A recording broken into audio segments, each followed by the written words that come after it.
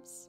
I hope you're all doing well, and welcome back to Storytime with Mama Bear and more Aesop's Fables. Tonight I have with me the rather charming James ASMR. When I first discovered him, I fell in love with a lot of the sound videos that he makes on his channel, and of course, his voice. I'm going to be linking his channel in the description below, so you can check out this wonderful man's content and show him some love.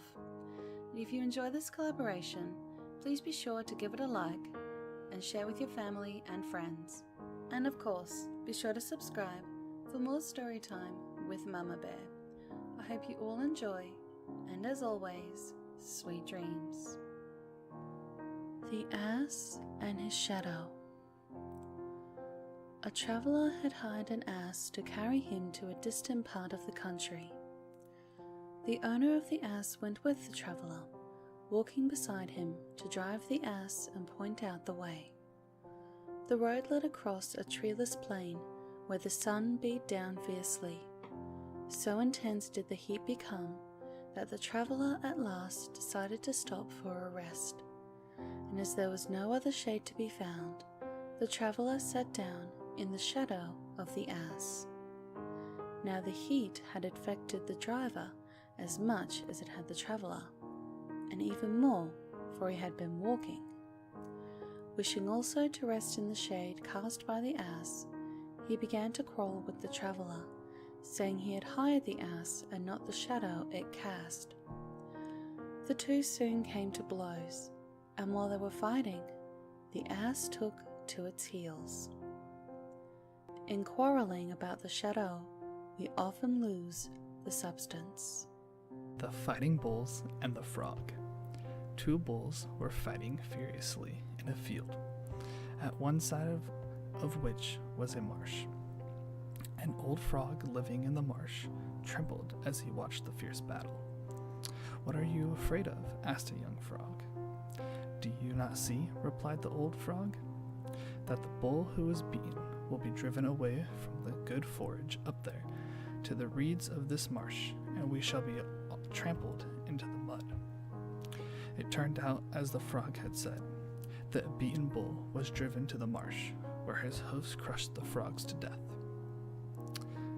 Moral: when the great fall out, the weak must suffer for it.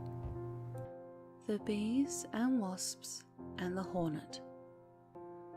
A store of honey had been found in a hollow tree, and the wasps declared positively that it belonged to them. The bees were just as sure that the treasure was theirs. The argument grew very pointed, and it looked as if the affair could not be settled without a battle, when at last, with much good sense, they agreed to let a judge decide the matter. So they brought the case before the Hornet, justice of the peace in that part of the woods.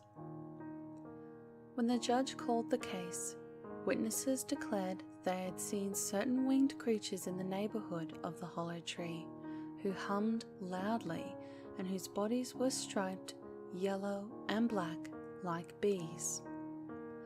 Counsel for the Wasps immediately insisted that this description fitted his clients exactly. Such evidence did not help Judge Hornet to any decision, so he adjourned court for 6 weeks to give him time to think it over.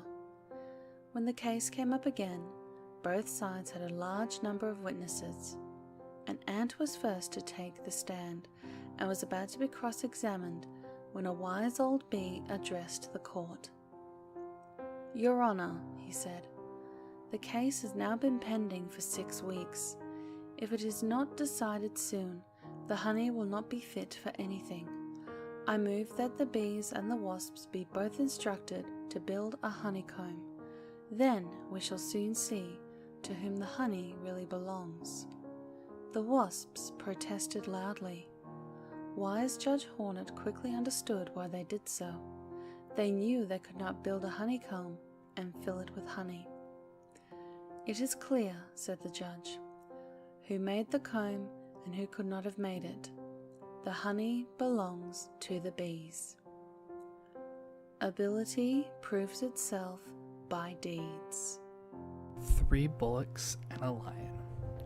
A lion had been watching 3 bullocks feeding in an open field. He had tried to attack them several times, but they had kept together and helped each other to drive him off.